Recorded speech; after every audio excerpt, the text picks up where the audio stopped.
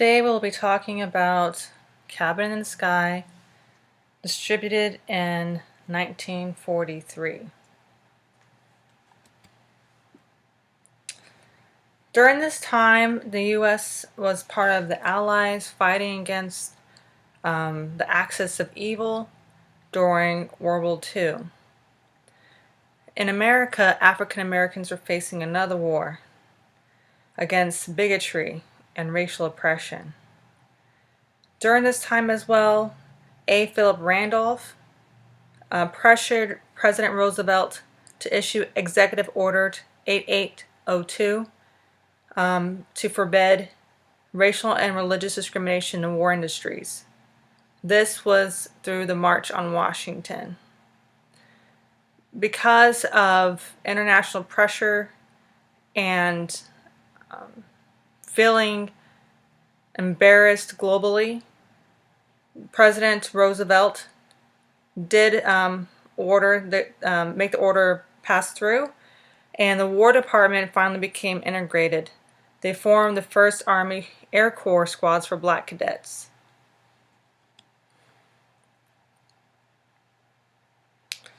During this time, again, because of the turmoil with the war, the type of genres being passed in Hollywood and film were musicals and escapist films. Again, this is a war-depressed nation just getting over the Great Depression, now moving into a war. And so even with the soldiers going overseas to fight, they also needed a way to feel better. And so the U.S. entertainers went overseas to uplift the soldiers. So again, World War II ends the Great Depression.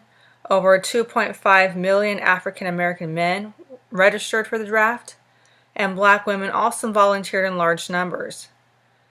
While serving in the Army, Air Force, Navy, Marines, and Coast Guard, African Americans experienced discrimination and segregation, but met the challenge and persevered.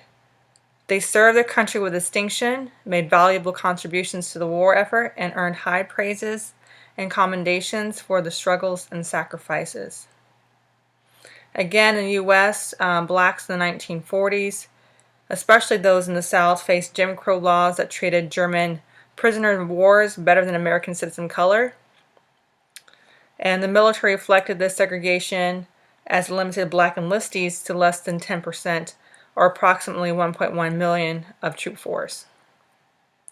To add insult to injury, most African American units were commanded by white officers. It was a particularly challenging time for African Americans, said John Denman, senior archivist and historian with the Institute. They were being called upon to defend their country from Nazis and Japanese, yet at the same time they were treated despicably. The fact that so many African Americans honorably served vouches for their patriotism and their hope about changing this country. In fact, the seeds of the Civil War movement were laid from the experiences of those who participated in the war. The role of black women in the war has been consistently undervalued. More than 6,500 black women volunteered in the Women's Army Corps. Of vital importance was the 688th Central Post Battalion. Major Charity Adams commanded the only all-black WAC unit to serve overseas. They were responsible for keeping mail flowing to the more than 7 million servicemen and women in Europe. And fewer numbers of African American women were accepted in the other service branches, and their participation was limited. For example, the 512 black women, the 512 black women in the Army Nurse Corps were confined to nursing either black troops or German prisoners of war. The USO troops, again, the entertainers, were there to entertain the men overseas, while at home, the black entertainers started through their songs and dance that America was indeed a good and decent country full of joy and unity and a place worth fighting for. So they're promoting a certain image of the U.S. as good and patriotic. However, they're not treating their black soldiers or black citizens in that way.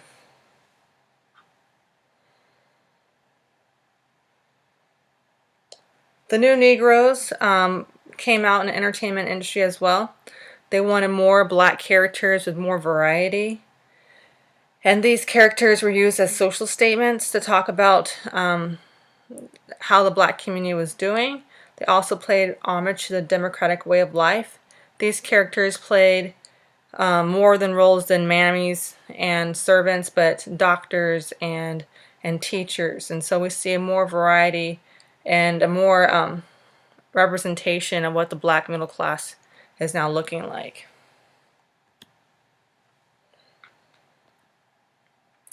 So Cabin in the Sky, again, was released in 1943. It's a screen adaptation of a Broadway play. The film was directed by Vincent Minnelli, a white director, of course. And this was one of the first few all-black cast musicals. It was distributed by MGM.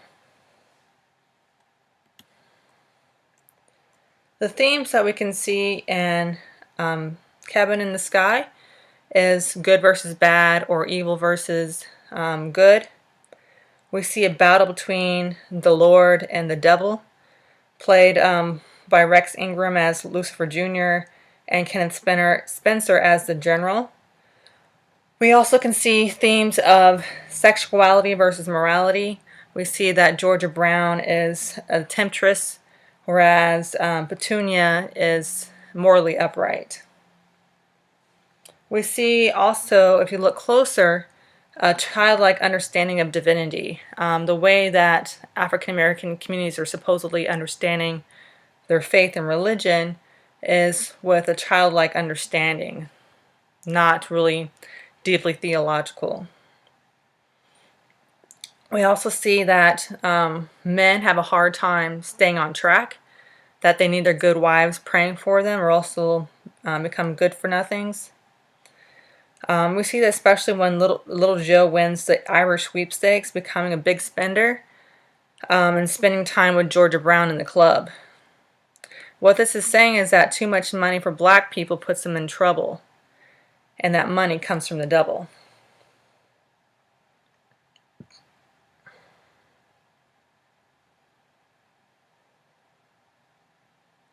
So again, pretty women are seen as vamps and tramps. And males are shown as gamblers, cheaters, and philanderers. And only the good angels, the good side, speak literate English. And we see that little Joe, the good for nothing little Joe, can't even sign his name for a telegram delivery guy.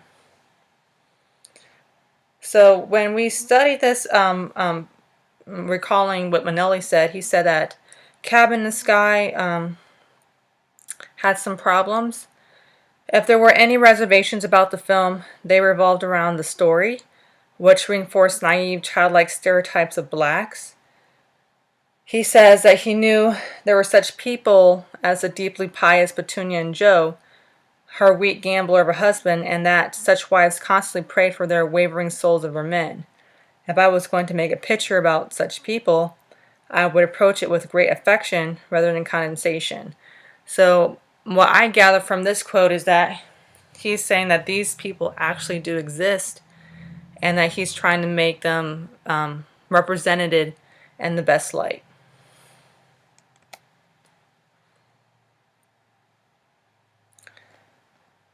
One of the more prominent actors in the film is Lena Horne. She was born in 1917 in Brooklyn, New York. She is a mixed-race woman. She had copper skin tone, and often in Hollywood, they try to pass her off as Latin American. And she was seen as a safer actress than Freddie Washington, who we saw in a different film, because her skin wasn't as white. There was definitely some markers of her phenotype that make her not appear as white as Freddie Washington. Lena Horne appeared in the Cotton Club at the age of 16, so she's been an entertainer for a very long time. And she was particularly important to Secretary Walter White. He thought that she could alter the trends of how Negroes or African Americans were seen in movies.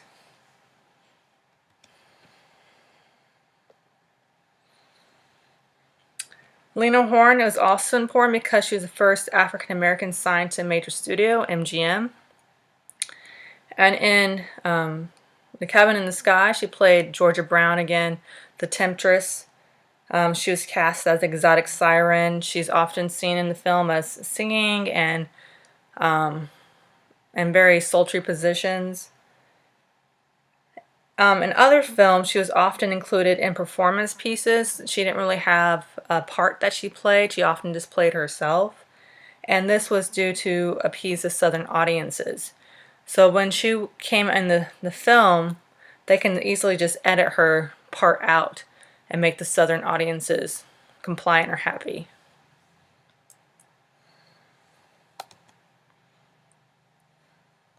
Lena Horne, as an individual, was known for aloofness, and this was used to protect herself from white audiences. She was very aware of the racism that surrounded not only the Hollywood industry, but what was going on nationally and also what's going on in terms of the war.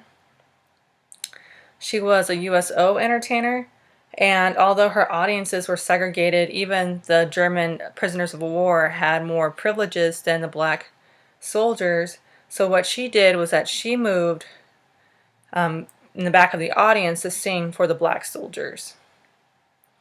She also became blacklisted in the red channels.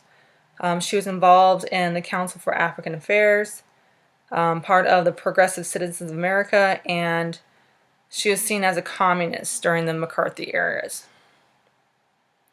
So again, more about Lena Horne. By the end of the 1940s, Horne had sued a variety of restaurants and theaters for discrimination and became an outspoken member of the leftist group Progressive Citizens of America.